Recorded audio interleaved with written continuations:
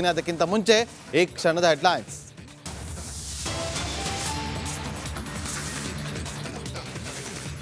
ಅಭಿಮಾನಿ ಕೊಲೆ ಕೇಸ್ನಲ್ಲಿ ತನಿಖೆ ಚುರುಕು. ಸುಮನಹಳ್ಳಿ ರಾಜಕಾಲುವೆ ಶೆಡ್ನಲ್ಲಿ ಸ್ಥಳ ಮಹಜರು ಅಂತ್ಯ.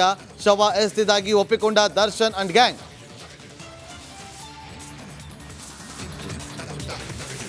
ರೇಣುಕಾಸ್ವಾಮಿ ಕೊಲೆ ಕೇಸಲ್ಲಿ ನಟ ದರ್ಶನ್ ಅರೆಸ್ಟ್. ಸಿಎಂ ಗೃಹ ಸಚಿವರಿಂದ ಪ್ರತ್ಯೇಕವಾದ ಚರ್ಚೆ. ಸಿದ್ದರಾಮಯ್ಯಗೆ ಕೇಸ್ ಬಗ್ಗೆ ವಿವರಣೆ ಕೊಟ್ಟ ಪರಮೇಶ್ವರ್. ಚಿತ್ರದುರ್ಗದಲ್ಲಿ ದರ್ಶನ್ ವಿರುದ್ಧ ಬೃಹತ್ ಪ್ರೊಟೆಸ್ಟ್. ಸಿಬಿಐ ತನಿಖೆಗೆ ಆಗ್ರಹಿಸಿ ಧರಣಿ. ಗಂಡನ ಸಾವಿಗೆ ನ್ಯಾಯಕ್ಕಾಗಿ ಪತ್ನಿ ಸಹನಾ ಕಣ್ಣೀರು.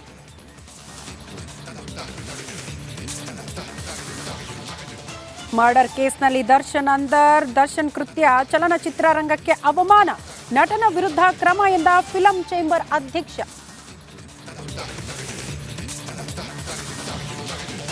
ಬೆಳಗಾವಿಯಲ್ಲಿ ಪಾಕ್ ಜಿಂದಾಬಾದ್ ಘೋಷಣೆ ಆರೋಪ. ಕೋರ್ಟ್ನಲ್ಲೇ ಪಾತಕಿ ಜಯೇಶ್ ಪೂಜಾರಿಗೆ ಥಳಿತ. ಆರೋಪಿಗೆ ಪೊಲೀಸರಿಂದ ಬಿತ್ತು ಏಟು.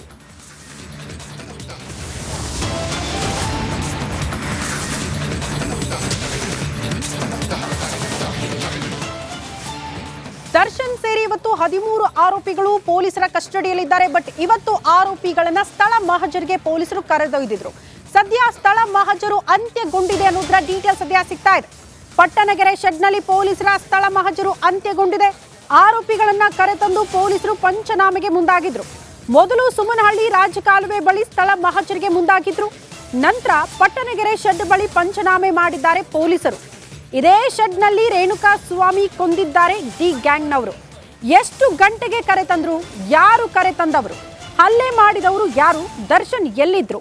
ಈ ಎಲ್ಲಾ ವಿಚಾರಗಳ ಬಗ್ಗೆ ಪೊಲೀಸರು ಸ್ಥಳದಲ್ಲಿ ನಡಿ ಈಗ ಶುರು ಮಾಡೋಣ.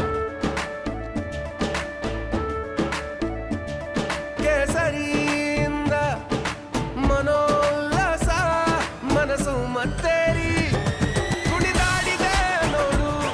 ಮನಸ್ಸು ಮತ್ತೇರಿ ಕುಣಿದಾಡಿದೆ ನೋಡು. ಕ್ಷಣ ಕ್ಷಣವೂ ಆಚರಿಸಿ ಕೇಸರಿ ಹಬ್ಬ. ವಿಮಲ್ ಬಾಯಲ್ಲಿ ಹೇಳಿ ಕೇಸರಿ. ನಮಸ್ಕಾರ, ಕರ್ನಾಟಕ ಪ್ರೈಮ್ ಟೈಮ್ಗೆ ಸ್ವಾಗತ. ನಾನು ಜಯಪ್ರಕಾಶ್ ಶೆಟ್ಟಿ. ಇಡೀ ಕರ್ನಾಡು ಇವತ್ತು ರೆಬೆಲ್ ಆಗಿ ನಿಂತಿದೆ. ಈ ಹಗರಣಗಳನ್ನು ಸದನದಲ್ಲಿ ಪ್ರಸ್ತಾಪ ಮಾಡಲು ಕೂಡ ಕಾಂಗ್ರೆಸ್ ಹಿಂದೇಟು ಹಾಕಿದ್ದೇಕೆ? ನಿಮ್ಗೆ ಸಂಬಳ ಅದಕ್ಕೆ, ನಿಮಗೆ ವಾಹನ ಅದಕ್ಕೆ, ನಿಮಗೆ ವೆಪನ್ ಅದಕ್ಕೆ. ನೀವು ಅದನ್ನು ಸೆರೆ ಹಿಡಿಬೇಕಾಗಿತ್ತು. ನೀವು ವಿದ್ಯುತ್ ಬರ ಇದೆ ಅಂತ ಹೇಳ್ತಾ ಇದ್ದೀರಿ. ಎಲ್ಲಿ ಬರ ಇದೆ ನೀವು ಹೇಳಬೇಕು. ಪಾಕಿಸ್ತಾನ್ ಆಕ್ಯುಪೈಡ್ ಕಾಶ್ಮೀರ್ ಅದು ಎಂದೆಂದಿಗೂ ನಮ್ಮದು. 40 ಮೆಷಿನ್ಗಳು ತಂದಿತ್ತು ನೋಟ್ ಎಣಿಸುವುದಕ್ಕೆ, ಅದೇ ಹಾಳಾಯಿತು. ಮಥುರಾದ ಗಲಾಟೆ ಇದೆಯಲ್ಲ, ಅದು ಸ್ಥಳೀಯವಾಗಿ ಕೂತು ಪರಿಹರಿಸಬಹುದಾದಂಥ ಕಾನೂನಿದೆ. ಗ್ಯಾರಂಟಿ ಯೋಜನೆಯಿಂದ ನಷ್ಟ ಆಗಿದೆ, ಲಾಭ ಆಗಿದೆ? ದಯವಿಟ್ಟು ಹೇಳಿ. Dawood Ibrahim most wanted criminal ಯಾವಾಗಾದ ಅಂದರೆ ಇಲ್ಲಿ ತನಕ ಭಾರತ ದೇಶದಲ್ಲಿ ಓರ್ವ ದಲಿತ ಪ್ರಧಾನಿಯಾದಂಥ ಇತಿಹಾಸವೇ ಇಲ್ಲ. ರಿಪಬ್ಲಿಕ್ ವರ್ಲ್ಡ್ ಆಪ್ ಇದು ಕೇವಲ ಅಪ್ಲಿಕೇಶನ್ ಅಲ್ಲ, ಸಮಗ್ರ ಸುದ್ದಿಗಳ ಸಂಪರ್ಕ ಮಾರ್ಗಕ್ಕೆ ಕ್ರಾಂತಿಕಾರಿ ಬದಲಾವಣೆ. ರಿಪಬ್ಲಿಕ್ ವರ್ಲ್ಡ್ ಆಪ್ ಕೇವಲ ಸುದ್ದಿ ಅಪ್ಲಿಕೇಶನ್ ಅನ್ನ ಪರಿಚಯ ಮಾಡ್ತಾ ಇಲ್ಲ, ಬದಲಾಗಿ ಡಿಜಿಟಲ್ ಸುದ್ದಿ ಬಳಕೆಯ ಹೊಸ ಯುಗಕ್ಕೆ ನಾಂದಿ ಹಾಡ್ತಾ ಇದೆ. ಇದೊಂದು ಬ್ರೇಕಿಂಗ್ ನ್ಯೂಸ್, ಪ್ರಭಾವಶಾಲಿ ಕಾರ್ಯಕ್ರಮಗಳಿಗೆ ಗಟ್ಟಿಯಾದ ವೇದಿಕೆ. ರಿಪಬ್ಲಿಕ್ ವರ್ಲ್ಡ್ ಅಪ್ಲಿಕೇಶನ್ ಈಗ ಲೈವ್ ಆಗಿದೆ.